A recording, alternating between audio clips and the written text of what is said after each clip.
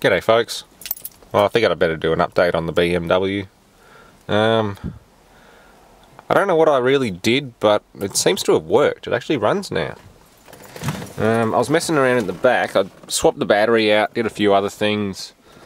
The immobiliser has been an absolute pain in the ass because I never really use it, and I don't think the remote's faulty, but I think the unit itself's faulty.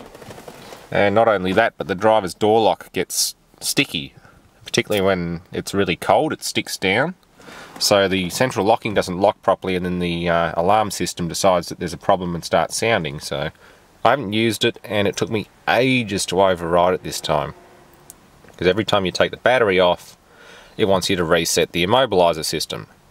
It just automatically goes into lockout as soon as the battery's been reconnected. I was messing around with the e-box, plugging fuses and relays in. Got a few nice sparky pops when I did that, and luckily didn't blow any fuses. Yeah, and just for the hell of it, I thought I'd turn the key again. And you can see I've taken the head unit out because there's a ton of moisture in here, and that thing's pedantic at the best of times.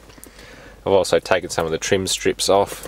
I'm going to pull all the side door trim plastic strips off and just wedge the carpet up, because it's about that thick with sound deadener and carpet. And it's all full of water.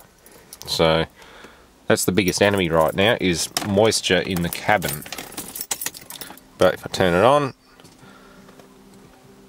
everything's reset. I've done 700 metres of driving, or 7 kilometres or whatever, I don't know. Few laps up and down the street, so yeah, 700 metres. Back to normal again. There is a vacuum leak on the manifold. It's the crankcase ventilation tube. So she's running a bit rough and definitely needs a new muffler. It's the whole arse end of the muffler's just rusted out. But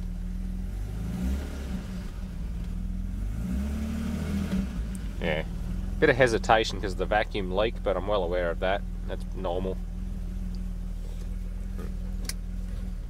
Transmission works. I've taken it for a few little hot laps up and down the street, and it just seems to work just fine now. Onboard computer and everything's still working. Go manual shift mode, sport shift mode, or economy mode. Default mode's economy, but you put it in sport if you want it to hold it in gear a lot longer. Or you put it back to manual if you want to shift right back to first, second or third.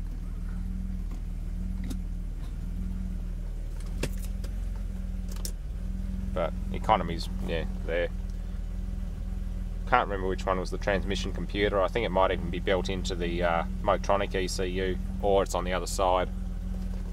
Or it's in here somewhere, because there's other computers. There's another one under the back seat, which is mid-body electronics. There's quite a lot of electronics in these cars, but yeah, it goes to show you can immerse one of these in water with DC current flowing through it, allow it to undergo electrolysis for about 8 hours, and it still works. I think half the problem was that the immobiliser was freaking out because I was pulling modules out with the battery still connected. But now that everything was reset and I got a nice freshly charged battery, it worked fine. Plugs were definitely fouled. The injectors have been dumping a lot of fuel into it, but yeah, she's a happy old girl again. I won't put the head unit or anything back in. I'll let moisture and shit come out of the system. Leave everything open. Get all the paperwork and other stuff out of here. Yeah. There's a trim from the back. I'll pull the back seat out and stick that in the house. Yeah. And vent it very well. I might even grab the dehumidifier from inside the house and just stuff a power lead through the window and run it flat out. I'll actually run a dehumidifier in here. Get some Febreze or something like that and spray the carpets and should be good again. But yeah, I'll try and get rid of this car anyway. I only use this as a work commute, which is the best part of 5 blocks away. No, I don't like walking 15-20 minutes a day, so yeah, I'll just get a cheap little car like a Corolla, an old AE82 Corolla, or a Nissan Micra. I've driven one of them and they're actually quite fun to drive. A Toyota RAV4 2-door, one of the early ones. Would be nice because you can pull the back seats out and fit, say, 4 window air conditioners in the back of it.